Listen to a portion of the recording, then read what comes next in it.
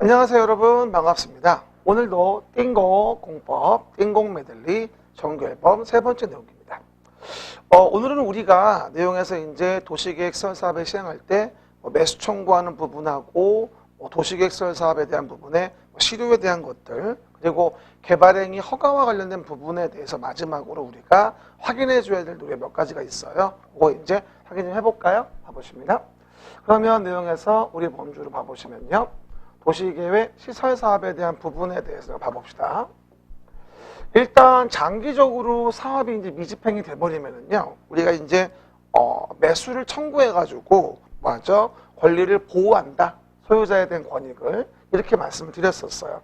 그러면 내용에서 해당 내용 정리해 본다라고 한다면 우리가요, 내용 본다 한다면 보는 바가 이렇게 볼 수 있습니다. 예를 들어 뭐하죠? 이렇게 A라는 자의 토지가 있었다.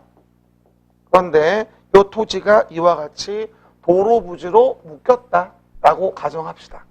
그럴 때 장기적으로 미집행되면 어떻게 되지? 앞에서 배웠던 거 열대치고 매수 청구하면, 시작, 열대치고 매수 청구하면 6월이 2년 매수할지어다, 이렇게 얘기했어요. 뭐라고요? 열대치고 매수 청구하면 6월이 2년 매수할지어다. 이럴 때 매수하기로 했다면 당연히 뭐니 해도 현금이 최고다. 여기서 money 해도 money. 많으면 좋겠지만 없어. 그렇죠? 없으니까 뭘로 한다? 우리가 채권을 발행해 지급할 수 있다, 이렇게 얘기했었어요.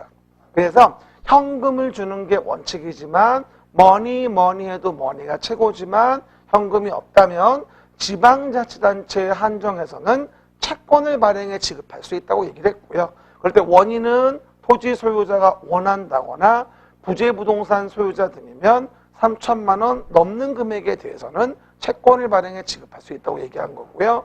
오늘 첫 번째 노래는 뭐가 될까요? 첫 번째 노래는 현금 머니송이 되어지겠죠. 현금이 원칙이다. 하지만 소유자가 원하는 경우 등이면 지자체의 한정에서는, 매수 의무자가 지자체인 경우 한정에서는 채권을 발행해 지급할 수 있다. 첫 번째 머니송 정리해 드리고요. 그 다음에 이제 다음 페이지 보시면 토지 등의 수용 사용과 관련된 부분에 대해서요. 뭐라고요? 토지 등의 수용 사용과 관련된 부분에 대해서 저번 시간에 우리가 수용 사용에 대한 부분에 수용은 아무나 하나의 노래를 부르긴 불렀어요. 저번 주에. 그죠? 수용은 아무나 하나. 근데 오늘은 그 수용성에 추가해서 뭘 배울 거냐면 공익사업의 인정과 관련된 부분에 대해서 설명을 드리려고 합니다. 오전반에 오늘 제가 이게 시간이 없어가지고 말씀 못 드렸는데 이렇게 통해서 말씀드릴게요. 일단 봐봐요. 도시계획 시설 사업의 부지가 있어요. 도로, 철도 등등. 이런 걸 만들려면 당연히 뭐가 필요할까요? 토지, 그 다음에 건물, 그렇죠? 정착물 같은 거. 대표적인 나무 같은 게 되겠죠. 그리고 소유권의 외의 권리라는 것에 대한 부분에 대해서도 우리 뭐 할 수 있다? 수용할 수 있어. 강제로 뺏어다가 도로 등의 도시계획서를 만들 수 있다는 거예요. 근데 문제는 이렇게 수용이 이루어지는 경우일 때 아무나 와서 수용할 수 있는 것이 아니고요. 일단 우리 법의 근거에서 봤을 때 공익사업의 인정이라는 것을 국장한테 받아야만, 뭐라고요? 공익사업의 인정이라는 것을 국장한테 원래는 받아야만 수용할 수 있는 거예요. 아무나 와서 수용할 수 있는 건 아니겠죠, 당연히. 그럼 뭐 지나간 아저씨가 내가 네 토지를 수용한다, 그리 알아라, 이렇게 됩니까? 이건 말도 안 되죠. 따라서 공익사업의 인정을 받았을 때 당의 토지 등을 누가? 시행자가 수용해서 도시계획서 사업을 할 수 있는데 매번 그렇게 국장한테 공익사업의 인정을 받게 하는 거는 너무 시간도 오래 걸리잖아요. 그러다 보니 특례를 주자. 우리 사업의 진행 절차상 뭐가 되면 실시계획의 고시가 있을 때 요걸 좀 외워줘야 돼요. 실시계획의 고시가 있을 때라고 한다면 공익사업의 인정을 받은 것으로 그냥 간주해준다는 특례가 있어요. 그렇죠? 언제? 공익사업의 인정을 받은 걸로 간주해줘서 뭐 할 수 있다? 수용사용을 개시할 수 있게 해주는 특례가 있는데 언제가 되면 실시계획에 고시가 있으면 공익사업의 인정을 간주해서 시행자가 수용 등을 개시할 수 있다는 얘기예요. 원래 모여야 하지만 국장에게 공익사업의 인정을 받아야만 가능하지만 지금 또 앞에 기억이 안 나서 실시계획 고시 있는 때가 언제야? 이럴 수 있겠죠? 참고 삼아 앞에 잠깐 얘기해 주면요. 보세요. 도시계획설 사업의 시행이 이루어질 때 우리는 이런 말을 하죠.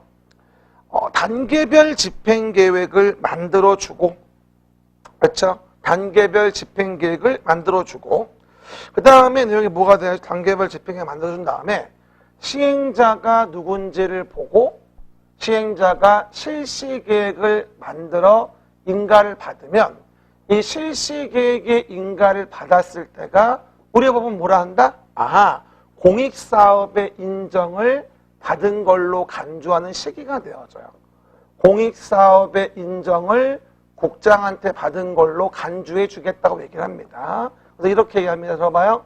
이게 공익사업의 인정송인데 공익사업의 인정 시기는 어디? 실시계획을 고시한 때 여기. 시작. 공익사업의 인정 시기는 어디? 실시계획을 고시한 때 여기. 즉 실시계획의 고시가 이루어지면 그냥 공익사업의 인정은 받은 걸로 봐줘서 대상 토지 등을 수용할 수 있게 하는 특례를 인정해 주겠다. 별도로 국장한테 받으러 가지 않아도. 그렇죠? 그럼 훨씬 더 뭐가 될까요? 사업의 부지에서 이렇게 사유지의 토지를 수용해 오기가 훨씬 더 용이하겠죠. 그렇죠? 한 번 더. 공익사업의 인정 시기는 어디? 실시계획을 고시한 때 여기. 근데 많이 오해하시는 건 뭔지 아십니까? 하나 주의할 건 도시계획 시설의 결정고시가 있을 때 요때가 아니고 단계별 집행계획 만들고 시행자가 실시계획 만들어 고시했을 때 요때가 되어져요. 그래서 굉장히 많이 공익사업의 인정 간주 시기로 속이는 게 뭐냐면 도시계획 시설 결정고시가 되면 공익사업의 인정을 받은 걸로 보겠다? 이러면 안 돼요. 그게 아니라 실시계획의 고시가 됐을 때예요. 한 번 더 들어봐요. 완창해 드릴게. 공익사업의 인정 시기는 어디? 실시계획을 고시한 때 여기. 어디? 도시계획 시설 결정고시. 아니 실시계획 고시한 때. 한 번 더. 실시계획 고시한 때 라고 해서 여러분이 불러줘야 됩니다.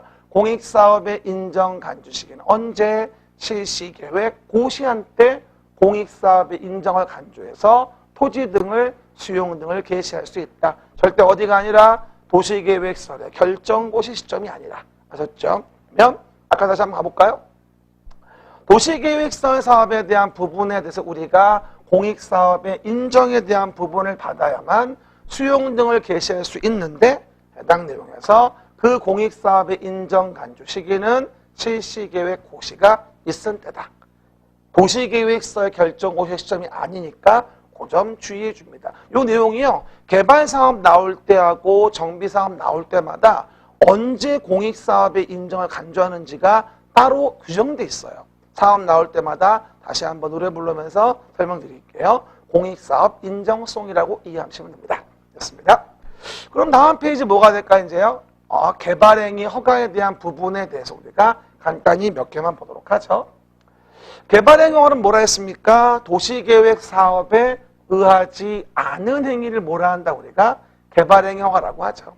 그리고 개발행위 허가를 받게 하는 이유는 도시계획 사업에 의하지 않은 행위는 난개발 방지를 위해서 허가를 받게 한다라고 하는 개념이다라고 항상 말씀드렸죠. 그리고 개발행위 허가에 대한 부분의 대상과 관련된 부분은 건축물 건축, 공작물 설치, 토지형질 변경, 도석 채취, 토지 분할, 물건 적치 등 5가지 허가사항이 있다고 말씀드렸습니다. 여기서 오늘 여러분하고 좀 한번 노래를 불러본 내용은 뭐냐면요. 우리가 개발행위 허가 제한과 관련된 부분에 대해서 나오는 우려성이 되어지겠죠. 뭐 아시는 분 아시겠지만 우려성. 개발행위 허가를 제한할 수 있는 경우도 있다. 그 이유는 여기다가 개발행위를 하려고 하는데 그 개발행위로 인해서 환경경관 미관 문화재가 손상될 우려가 있다면 심의를 거쳐서 한 차례만 3년 이내 뭐 할 수 있다? 허가를 A에게 제한할 수 있다라고 설명을 드리게 돼요. 그래서 허가 제한성에 대한 부분은 뭐다? 우려, 손상 우려, 허가의 제한, 우려, 한번 해봐. 우려. 싫어요? 뭐라고요? 그래서 환경경관 미관 문화재가 손상될 우려가 있다면 심의 거쳐 한 차례 3년 이내 기간 동안에 허가 제한 지역을 정할 수 있다고 얘기하는 거죠. 개발행위 허가 제한과 관련된 것에 대한 부분에 대한 우려성이 되어지겠고요. 그 다음에 뭐가 되죠? 분물은 준공검사 없다. 시작. 분물은 준공검사 없다. 시작. 분물은 준공검사 없다입니다. 토지 분할과 물건 적치는 뭐가 없다? 아하, 준공검사 내용이 없다는 사실을 조금 기억해 두시면 되고요. 그 다음에 우리가 개발밀도관리구역과 기반시설 부담구역에 대한 간단한 노래 봐요. 개발행위로 인해서 기반시설을 설치할 때 우리는 개발밀도관리구역과 기반시설 부담구역을 정해서 기반시설 설치를 뭐하죠? 해서 난개발을 방지하려고 합니다. 그럴 때 기억나죠? 곤란하면 뭐하죠? 곤란하면 강화하자. 개발 밀도를 관리하기 위해서 시작. 곤란하면 강화하자. 개발 밀도를 관리하기 위해서. 그리고 가능하다면 개발행위를 허용하되 뭘 해요? 부담금을 걷겠다라고 하는 게 바로 뭐다? 기반시설 부담구역이에요. 근데 기반시설 부담구역에서는 부담금을 걷어가지고 뭘 설치하는 거냐? 저번에도 배웠던 건데 도곡록 시작. 도곡록 학교 수합회 대학 제외 시작. 도곡록 학교 수합회 대학 제외.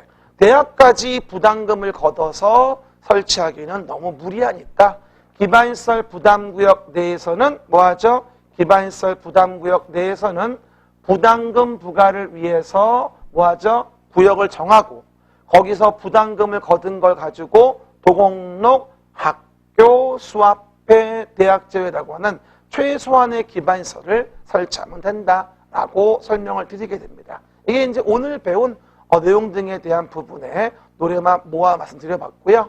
아까 공익사업의 인정 간주의 시기는 본 강의 때 안 했으니까 그걸 잘 확인하시면서 확인해 보시면 되겠습니다. 한 번 더. 공익사업의 인정 시기는 어디? 실시계획을 고시한 때요기. 도시계획 시설 결정 고시. 아니 언제? 실시계획 고시한 때. 오늘 수업은 여기까지입니다. 수고하셨습니다.